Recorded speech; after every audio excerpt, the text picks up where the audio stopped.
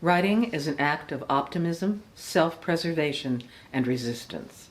Hello and welcome back to my writing journey. I'm Byerrum, a former Washington, D.C. reporter and author of books and various plays and short stories. In these videos, I comment on writing, news about the industry, anything that tickles my interest, and issues that occur to me. If that's interesting to you, please subscribe to my YouTube channel and give this video a like, and ring the bell to be notified of new videos. It apparently helps, and the algorithm likes to ignore me. A friend of mine recently posed the question, how can we keep on writing when everything is so chaotic, depressing, and terrible?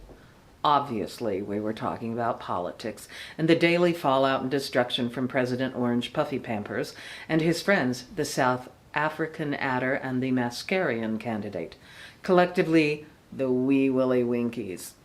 The short answer is we can write, and by writing, creating art, defy the feeling of powerlessness as hundreds of thousands of people are fired unceremoniously and illegally from their jobs and stripped of benefits, as planes fall from the skies without safety precautions in place, and our precious national parks are endangered. Things look grim, and it may feel futile when morons— did I say morons? Yes, I did. When the morons want to roll back rights gained over this last 250 years in this country, especially rights for women and minorities. Make no mistake, the authors of Project 2025 want to stop us. They do have a plan for the U.S., a terrible fascist regime with a papier-mâché dictator. The originators of Project 2025 want us to feel powerless and futile. This is an organized, planned assault on democracy and our values. It can throw you off your stride, and it was all fomented as shock and awe. There's nothing awesome about it. If you read part of this pathetic, overly long document, you can imagine them chortling between the lines. Oh, this will kill those peasants, those federal workers, that scum. Send those women back to the kitchen and force them to have babies. How proud they must have been when they came up with that one. Shock and awe. For instance, when the plan discusses firing masses of federal employees, the project predicts it would scare the workers who are left, terrify them into throwing their loyalty behind Project 2025. They'll be so scared of losing their jobs they won't know what to do and will blindly follow. Ha! It seems like the script of a bad dystopian novel, made worse by the fact they believe it themselves. Don't let their shock and awe rattle you. They don't learn from history, and he who does not learn from history is doomed to repeat it. First of all, we writers are a force to be reckoned with. We can read and write and think. They want only the rich to be educated in expensive private schools. But who is going to teach them? Who's going to be left over to wait on them hand and foot? They don't think that far ahead, and they're a bit shaky on cause and effect, such as the ongoing and growing rage we feel. If you don't feel that way, you can stop watching this video.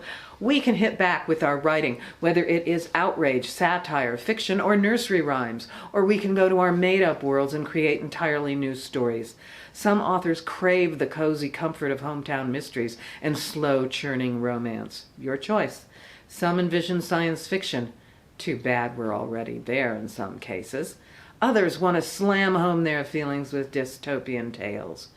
The main thing is not to give up, not to give Project 2025 peons any power over you. Don't let them freak you out.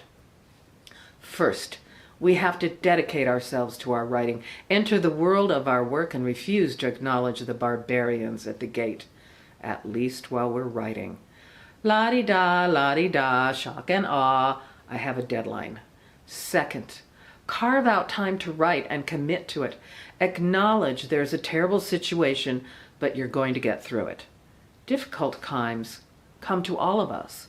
A couple years ago, I had a homeless relative who showed up at our door almost every day with a fresh new crisis. For many reasons, we could not provide him housing, and he preferred to live in his van. It took so much of our energy trying to figure out how to get him help and deal with a variety agencies and making calls every day that I neglected my work and had no idea how I'd ever finish my book. I was traumatized by the very thought of what new crisis could be heading our way, and I jumped at the sound of the doorbell. Then I had a revelation. The crisis never came until noon.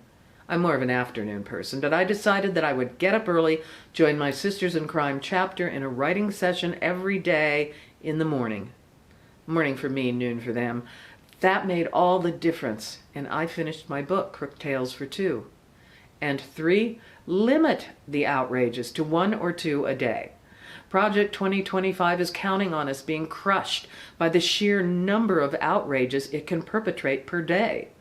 Maybe it means we stay away from the news that is nothing but distraction. Certainly don't listen to Fox lying television.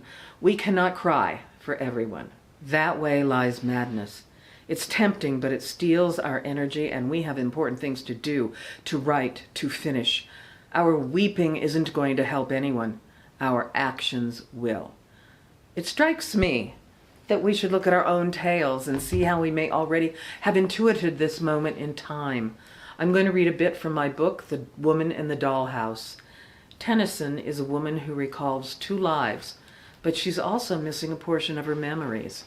In this scene, she meets a long-lost grandfather who she doesn't remember.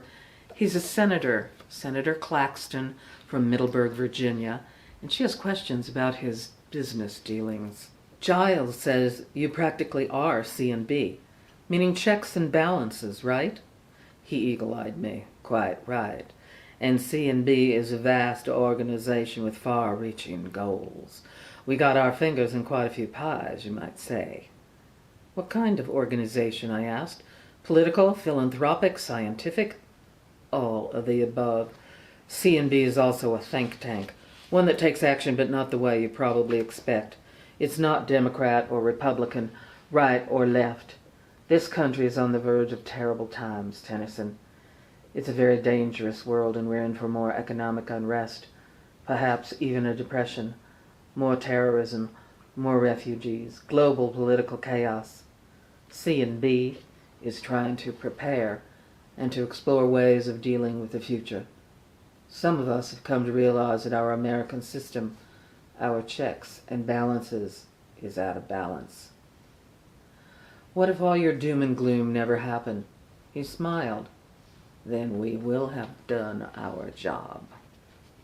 So we may all be on some line tapped into our brains to talk about the fears we have, fears about our future, our present day. At any rate, that's what I'm thinking today, and I'll see you next time. Bye.